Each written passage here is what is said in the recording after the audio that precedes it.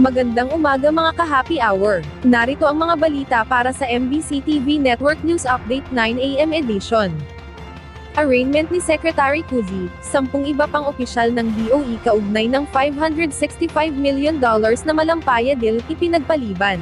Yan ang MBC TV Network News ni Val Gonzales. Muling ipinagpaliban ng Sandigan Bayan 3rd Division sa Hunyo 26 ang arraignment ni na dating Energy Secretary Alfonso Cusi at 10 dating opisyal ng Department of Energy kaugnay ng $565 million malampaya deal. Nahaharap si Cusi at iba pang mga dating energy official sa kasong graft dahil sa umano'y illegal na pag-aproba sa pagbibenta ng 45% share ng Chevron sa Malampaya Gas Project sa Udena Corporation ni Dennis Uy noong 2019. Naudlot ang pagbasa ng sakdal matapos maghain ng kampo ni Cusi ng motion for bills of particulars.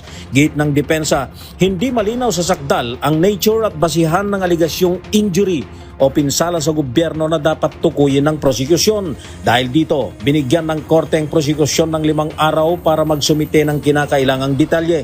Hinimok naman ng mga maestrado ng Sandigan Bayan ang magkabilang panig na hisahan na lamang iharap ang lahat ng kanilang mga mosyon at hindi na maubos pa ang resources ng mga akusado na halos 10 buwan nang pabalik-balik sa korte.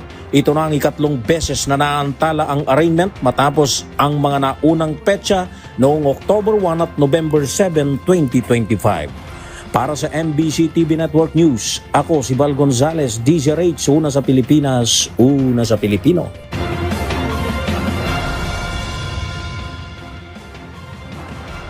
Samantala, malakihang bawas sa presyo ng produktong petrolyo, ipatutupad sa susunod na linggo.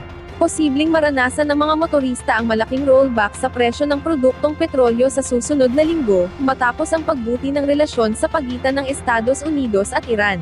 Batay sa paunang pagtataya ng Department of Energy, maaring bumaba ng 4 pesos hanggang 5 pesos kada litro ang gasolina, 8 pesos hanggang 10 pesos kada litro ang diesel, at 9 pesos hanggang 11 pesos kada litro ang kerosene sa June 23. Bagamat naobserbahan ang mga pagbaba dahil sa sitwasyon sa gitnang silangan, hindi pa rin daw ito tiyak kung matutuloy-tuloy dahil nakasalalay pa rin ang kasunduan ng tigil putukan sa pagitan ng Estados Unidos at Iran. Nagdagdag pa sa kawalang katiyakan ang anunsyo ng Switzerland na ipinagpaliban ang nakatakdang pag-uusap sa pagitan ng Estados Unidos at Iran na magpapatibay sana sa mas malawak na kasunduan sa rehiyon. Wala pang inilalabas na bagong schedule para sa pagpapatuloy ng negosasyon.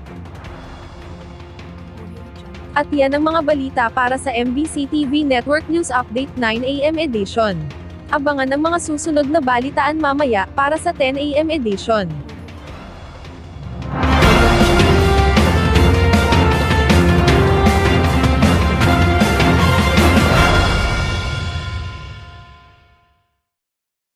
Mga ka-happy hour, kung gusto mong manood ang mga balita sa MBC TV Network News Update, mag-subscribe sa aming YouTube channel, i-like ang aming Facebook page, at i-follow sa aming TikTok account.